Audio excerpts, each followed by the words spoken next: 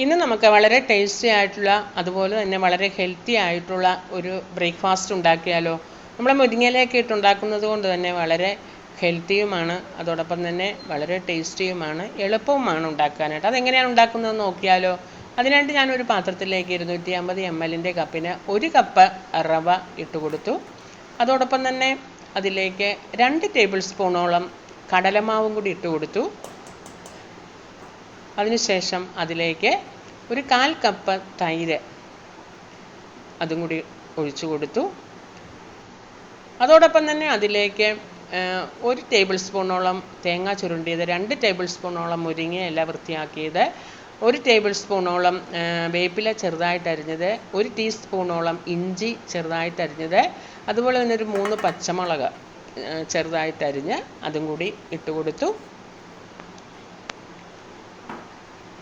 പിന്നെ നമ്മുടെ ഒരു പ്രധാനപ്പെട്ട സംഗതിയായ ഉപ്പ് നമുക്ക് ഇട്ട് കൊടുക്കാം. അതിലേക്ക് 1 ടീസ്പൂണോളം ഉപ്പ് ഇട്ട് കൊടുത്തു.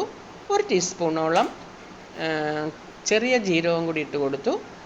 അതോടൊപ്പം തന്നെ ഒരു 1/2 ടീസ്പൂണോളം കായപ്പൊടി അതും കൂടി ഇട്ട് കൊടുത്ത് എല്ലാം കൂടി നന്നായിട്ട് ഒന്ന് മിക്സ് ചെയ്തെടുക്കാം. ഇനി അതിലേക്ക് ഞാൻ 1/2 ഗ്ലാസ് വെള്ളം ഒഴിച്ചു കൊടുത്തു. ഒരു സ്വല്പം കൂടി ബാക്കിയുണ്ട്, അതും കൂടി ഒഴിച്ചു കൊടുത്തു. അങ്ങനെ 1/2 ഗ്ലാസ് വെള്ളം അതിലേക്ക് ഒഴിച്ചു കൊടുത്ത് ഒന്ന് ഇളക്കിയെടുക്കുകയാണ്. വെള്ളം പോരാ, ഒരു 1/2 ഗ്ലാസും കൂടി ഒഴിച്ചു കൊടുത്തു. അപ്പോൾ നമ്മൾ 1 ഗ്ലാസ് വെള്ളം ഒഴിച്ചു കൊടുത്തു. ഇപ്പം അതിലേക്ക് ഇനി അതെല്ലാം കൂടി നന്നായിട്ട് മിക്സ് ചെയ്ത് നമുക്കൊന്ന് മൂടി വയ്ക്കാം. ഒരു 10 മിനിറ്റ് നേരം കഴിയുമ്പോൾ നമ്മളുടെ റവയൊക്കെ ഒന്ന് കുതിർന്ന് വീർത്ത് വരും. അതിനായിട്ട് ഞാനൊരു 10 മിനിറ്റ് നേരം മൂടി വെച്ചു. 10 മിനിറ്റിന് ശേഷം കണ്ടോ, നമ്മുടെ റവയൊക്കെ നന്നായിട്ട് വീർത്ത് വന്നിട്ടുണ്ട്. വീണ്ടും അതിലേക്ക് 1/2 ഗ്ലാസ് വെള്ളം കൂടി ഞാൻ ഒഴിച്ചു കൊടുത്തു.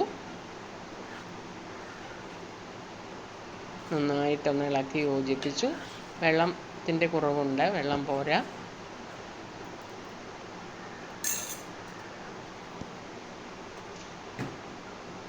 അതിലേക്ക് ഞാൻ 1 ഗ്ലാസ് വെള്ളം എടുത്തിട്ടുണ്ട്, എന്നാലും ഞാൻ 1/2 ഗ്ലാസ് വെള്ളം ഒഴിച്ചു കൊടുത്തുള്ളൂ.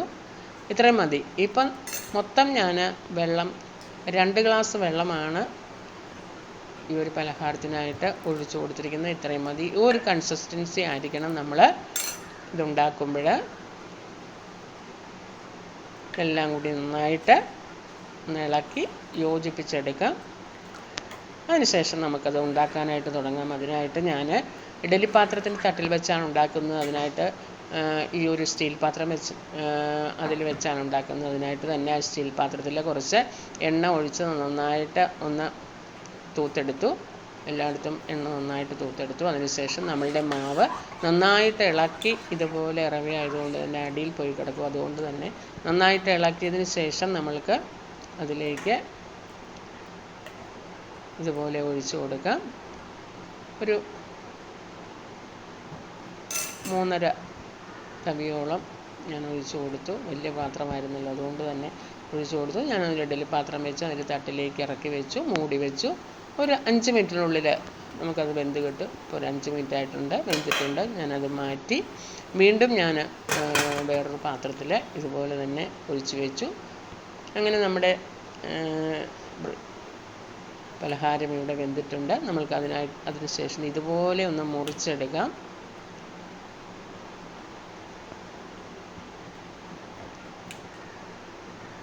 കണ്ടോ, ഇതുപോലെ ഒന്ന് നീളത്തിൽ മുറിച്ചെടുത്തതിന് ശേഷം നമ്മൾക്ക് ഓരോന്നും ഇങ്ങനെ റോൾ ചെയ്ത് ഒരു ഭംഗിക്ക് വേണ്ടിയിട്ട് നമുക്കിങ്ങനെ മടക്കി എടുക്കാം.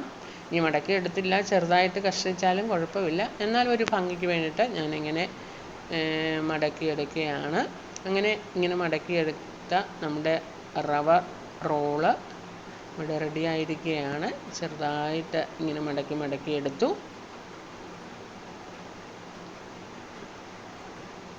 നമ്മൾ മുറിച്ച ഓരോ ഭാഗവും ഇങ്ങനെ ചെറുതായിട്ട് റോൾ ചെയ്ത് നമുക്കെടുത്ത് വയ്ക്കാം.